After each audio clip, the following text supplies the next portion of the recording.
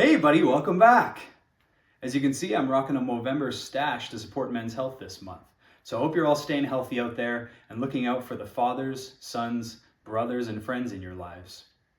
In the previous video, you learned about the 3 core phases that make up each round of AOT. In this video, I'm going to teach you how to build a viable force for battle. Come on, let's check it out. Before stepping onto the battlefield, you, as a commander, will need to decide which units to bring to the battle. To do this, you will need to agree with your opponents on the size of the battle that you have the time and desire to play. The size of a battle can be expressed as the total requisition cost of the forces participating. On the top right of each unit's spec card, you'll find the requisition cost for each model of that unit. For example, each model in a unit of cyborgs costs 50 requisition. That means a unit of 5 cyborgs will cost a total of 250 requisition. When determining the size of the battle, commanders will agree on the requisition cost limit for each participating force. For a balanced battle, you'd want all forces to be of equal requisition cost. But that doesn't mean you can't have fun playing some uneven battles where one force may be larger than an underdog force that has more beneficial terrain on its side of the battlefield. Picture a Helm's Deep type battle. Archives of Tomorrow battles are customizable to whatever your mind can imagine and whatever story you'd like to play out.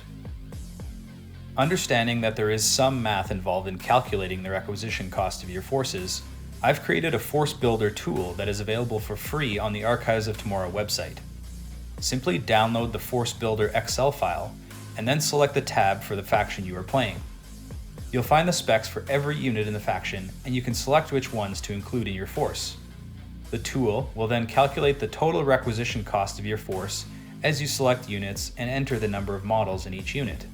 For beginners looking to jump right into the action and play their first battle, there are also small pre-made lists on the AOT website for each faction. For the future, I will be working on developing a functional force builder application embedded directly into the website. I plan to make this available once all of the playable factions have been released.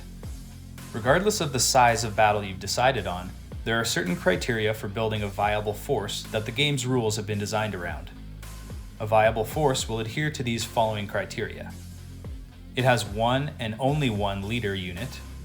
It can have up to 1 elder unit and up to 1 alchemist unit. It can have up to 1 initiate unit or assassin unit, but not both. It can have no more than 5 soldiers units and no more than 3 units of each of the other ranks. And finally, it has selected a faction formation to play as, if you're playing with the advanced rules. As you can see from the viable force criteria, it is important to understand the different unit ranks in AOT. Understanding a unit's rank will help you understand the role it was designed to fill on the battlefield. There are 10 different ranks outlined on page 5 of the AOT rulebook, although 4 of them are not necessary to understand when you're playing with just the core rules. I'll outline them briefly here, but their purpose will be covered in more detail in future advanced rules tutorial videos. First, let's cover the single model unit ranks. These ranks are all each represented by a single model on the battlefield, as they represent powerful characters and hulking beasts or war machines with unique roles. A leader leads your forces into battle, providing a boost to morale and inspiring its units to perform amazing feats. This unit is immune to the effects of terror, and so are any soldiers accompanying it. An Elder is a powerful spellcaster that can channel high levels of soul energy and has access to the strongest spells.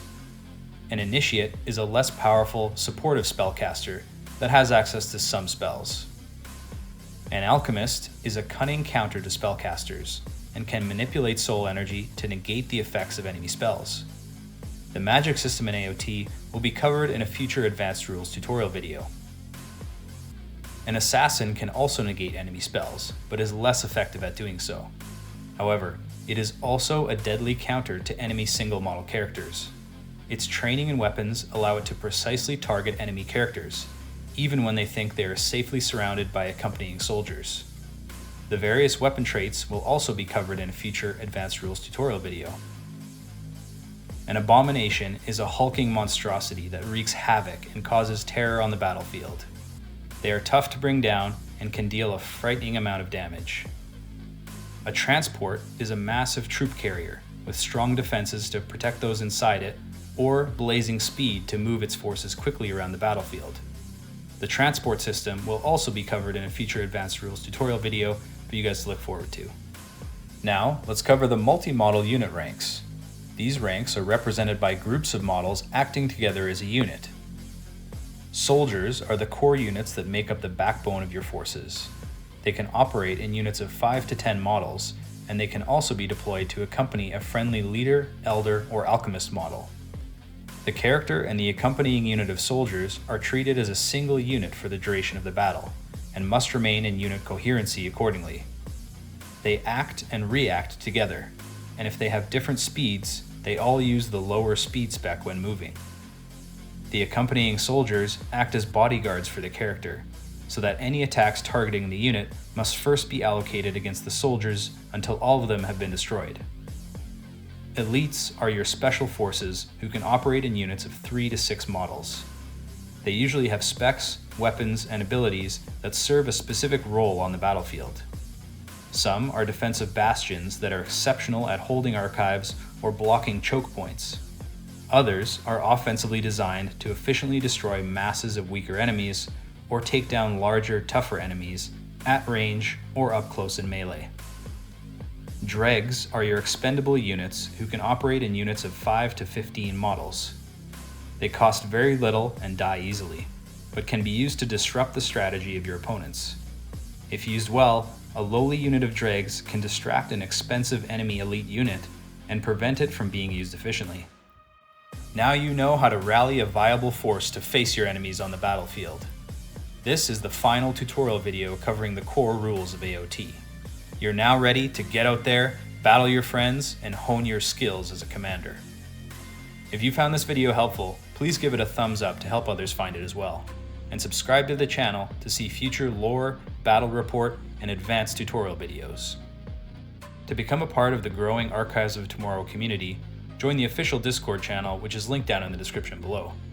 You can also support the game's continued development by subscribing to the Patreon, which will earn you a free digital copy of all future lore books, a discount on AOT products, such as the recently released Flesh and Metal narrative campaign, and a shout out on future videos.